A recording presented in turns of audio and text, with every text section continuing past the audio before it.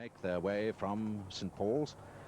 From Buckingham Palace, we return you to the midday news studio television centre with, I hope, the welcome news that we shall be back again in about a quarter of an hour to join the crowds, eager even now to see that special lady come out onto the balcony she has graced so often, to receive our cheers and our acclaim on this, her day of royal celebration.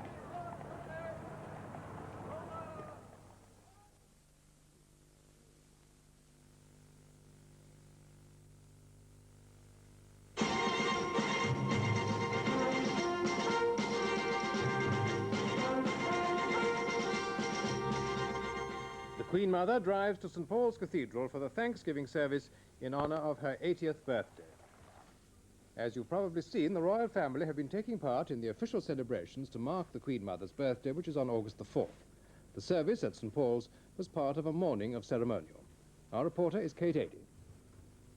The early birds arrived in the Mall to make sure of a good view before most of London was awake. A number of the hardier spectators put in an all-night stint for the best places on the pavement, observing a great deal of street sweeping. A lot of young people were among those waiting, and the whole celebration has emphasized the Queen Mother's sense of family. With the precision and glitter that attend such special days, the procession to St. Paul's began from Buckingham Palace in sunshine. It's no secret that Prince Charles is the Queen Mother's favourite grandchild, and he was by her side as they came out to a welcome from the large crowds in the Mall. To honour her mother, the Queen decided to cede precedence to her. So the state landau, drawn by the Queen's greys and leaving the palace last, began the Queen Mother's 3-mile journey to the cathedral.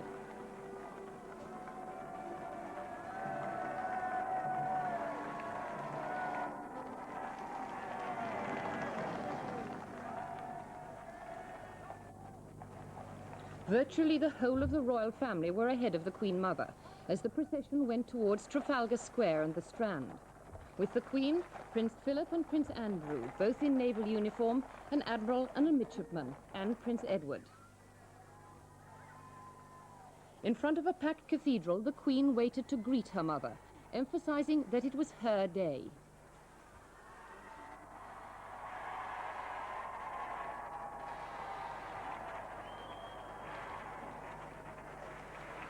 The state trumpeters then took up the welcome.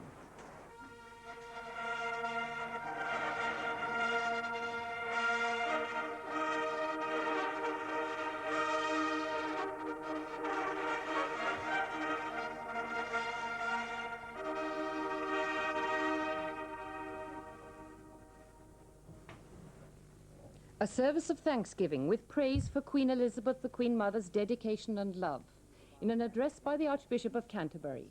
Satire or mockery. Royalty puts a human face on the operations of government and provides images with which the people of a nation can identify and which they can love.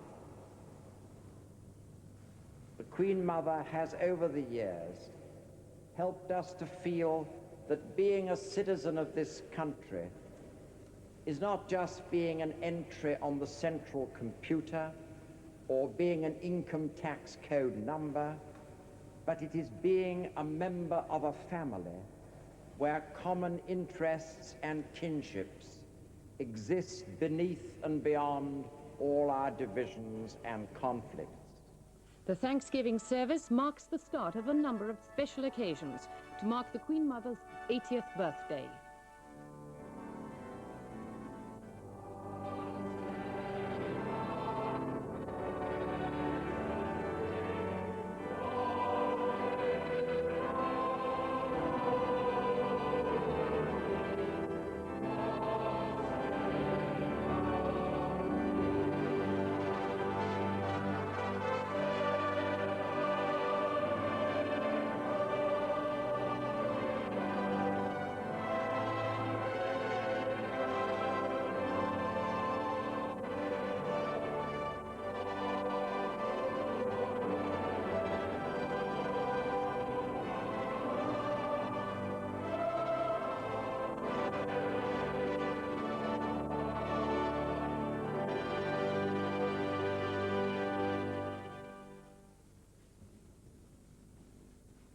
Abroad now, President Carter's younger brother Billy has admitted receiving gifts and a loan of $220,000 from the Libyan government in return for promoting the interests of Libya in the United States.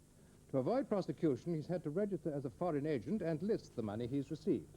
Last October, after the investigation of his activities began, he denied being an agent of the Libyans.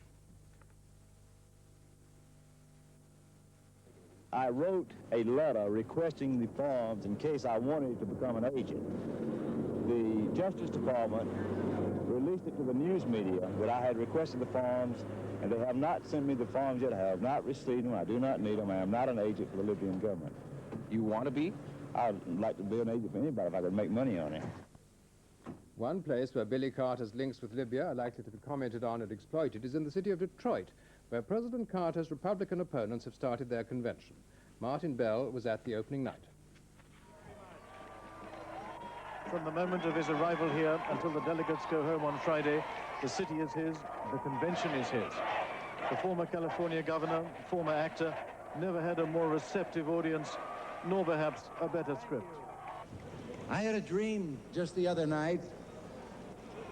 I dreamed that Jimmy Carter asked me why I wanted his job. And I told him I didn't want his job. I want to be president.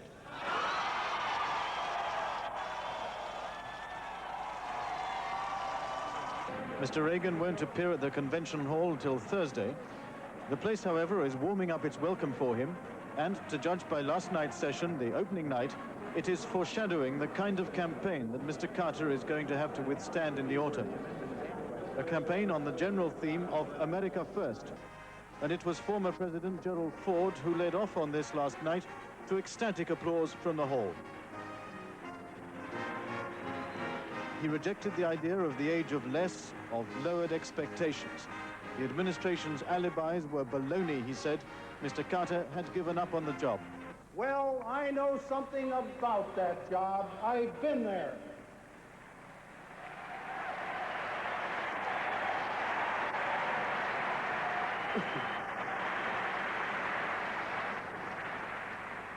To give up on the presidency is to give up on America.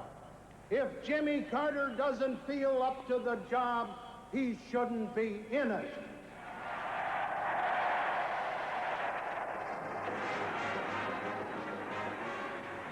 And that's the kind of campaign it's going to be. No quarter given, no issue unexploited.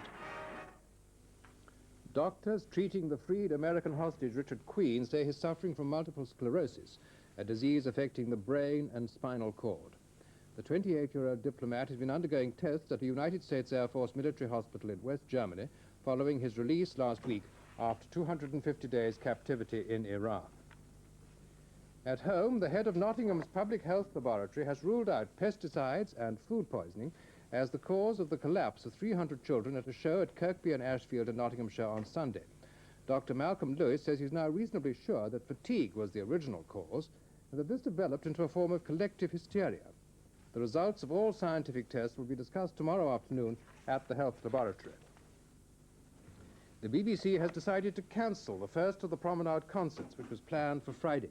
A statement issued this morning says this was done with regret, but added that the rest of the proms were equally at risk so long as the musicians' union strike, now in its 7th week, continues. Members of the Budget Committee of Manchester's Labour-controlled council have been meeting this morning to try to work out an economy package aimed at averting bankruptcy for the city. With the current tough government guidelines, they've got to find ways of avoiding a deficit of nearly £22 million. As David Davis reports, some moderate Labour councillors face threats from militant members that they won't be reselected if they approve the cuts. Manchester Town Hall is getting used to demonstrations. Today is prior to the meeting of the Council's powerful Budget Resources Subcommittee. It was the second time in a week that protesters against the cuts had gathered here, and there were almost 1,000 of them. In the main, they belonged to the local government officers and the public employees unions, and their leaders weren't sparing in their criticisms of those councillors supporting the cuts. Let's have socialists, not Tories, running this council.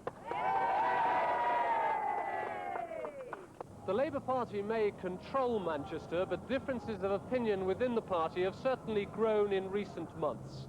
and up to 20 Labour councillors are likely to vote against the cuts that will be proposed by their own party leader after today's meeting. Meanwhile, local party officials have made it clear they may not reselect those councillors who support the cuts. Inside the town hall, all 17 chief officers of the council attended the crucial meeting, which was moved to accommodate them.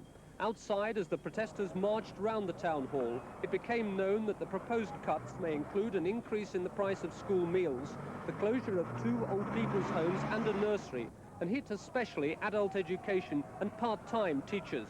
A rent increase seems likely, but compulsory redundancies will be opposed. 2 skinheads were to have been honoured by the Greater London Council today for their part in helping the injured in last week's Holborn Underground crash. Unfortunately, Joe Plavanovitz and Alan Martin arrived late for the news conference to launch a GLC safety exhibition and missed the words of praise from Mr. Bernard Brooke Partridge, chairman of the GLC. It goes to show, I think, that you can't judge by appearances all the time. If people have marmalade hair and earrings through their nose, it's eccentric without a doubt, in that I don't do it, and what I don't do is, you know, obviously eccentric. And we do tend to judge people by appearances. Sometimes we're right, but more often we're totally wrong. And these young men behaved in a totally commendable fashion. Somebody was in trouble, they ripped the door off and got him out. Marvellous. Was it dark in there with the lights off? Lights were out. Did the emergency lights come on at all? Yeah. The small ones. So you was in the dark when you did it? Only light from the station. Oh, is it? Oh, it's fortunate then. If you'd been further back in the tunnel, it would have been pretty dark. What about the other people in the carriage? Were they? It's all right. They took it easy? Yeah. There was a geezer from London Transport on the train. Oh, was there? Yeah. In your carriage, or did he come through? In our carriage. But he wasn't working though, you know what I mean? No. It's off duty, but he knew what they'd done. He knew the system and what was going on. The skinheads, there talking to a London fireman, should have been joined by a third skinhead, Steve Skingle, but he had to appear before Southend magistrates accused of threatening behaviour at the resort in May. On the final day of the third test at Old Trafford, the game still looks to be heading for a draw, although Jeff Boycott added only 5 runs to his overnight 81 before going LBW to holding.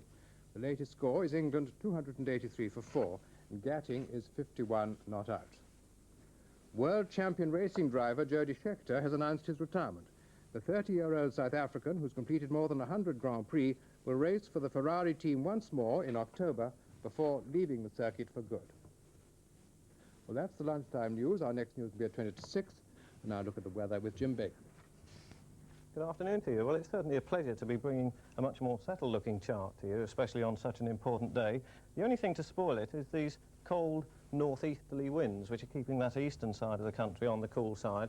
And it's on the eastern side where we're going to find some showers from time to time, the driest and sunniest weather being in more western parts. And the changes are going to hinge on what happens to the west, because this anticyclone in its ridge is going to come towards us to get some fine sunny weather for a time, a bit warmer too. Still some showers left in the east though, but behind that some more rain coming along to western areas late on Thursday and probably other parts of the country during the course of Friday. The satellite picture picks things out nicely. This was taken quite early this morning, and you can see a fair amount of cloud, particularly to the south of us where the low pressure area is and most of its rain. There are some shower clouds down this eastern side. There will be 1 or 2 down in the southeast as well today, I think, later on, but most western areas being in the main dry with some sunshine. A little bit thicker cloud coming across the southwest at the moment towards the Channel Isles, and there it will become rather cloudy for a time. Finer weather out to the west, but some more thick cloud just on the edge of your picture, which is that next depression and its fronts, and the rain for the end of the week. So far as today is concerned then on the chart, well, most of us will have a dry day. Certainly those western areas are going to stay dry and fairly sunny. Any showers there very well isolated. So most parts coming off with a decent afternoon. Down the eastern side of the country, certainly quite a cool wind, particularly near the North Sea coasts, where it's going to stay fairly cloudy at times, I think. The wind not helping temperatures up much above 13 or 15 centigrade, which is the low to middle 50s Fahrenheit. Some showers from time to time as well, and they could be just about anywhere, although in the more sheltered parts you could escape them. So far as tonight's concerned, well, most of the showers will die away. Still just 1 or 2 left down this eastern side of the country. Still a fairly fresh breeze down there too, which will bring the showers along. In the west, the sky's clearing, the showers dying away, and then most parts a dry night. Perhaps 1 or 2 short-lived fog patches just towards the end of the night. That's all from me. Back now to Tom Fleming at Buckingham Palace. The showers may die away, but the cheers have not. There is no depression here at Buckingham Palace, and the cold northeasterlies are blowing the standards on Clarence House and Buckingham Palace. You can see how near they are. Queen Mother often refers to Buckingham Palace.